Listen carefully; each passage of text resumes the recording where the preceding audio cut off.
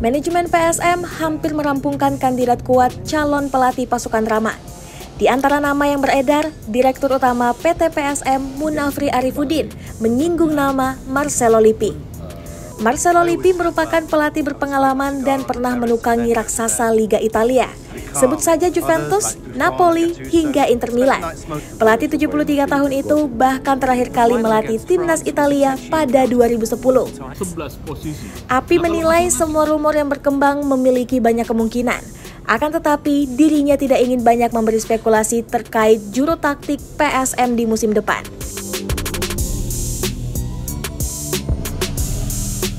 Kita hubungkan dengan siapa aja, semua bisa dihubungkan, tapi kan paling penting adalah kemungkinannya.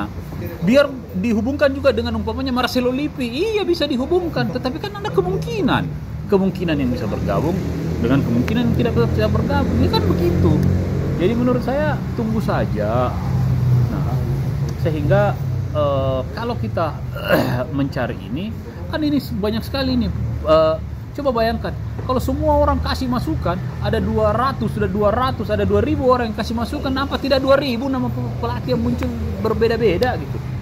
Nah, inilah yang saya bilang, kita akan memaksimalkan ini seperti apa yang kita inginkan ke depan, kayak begitu.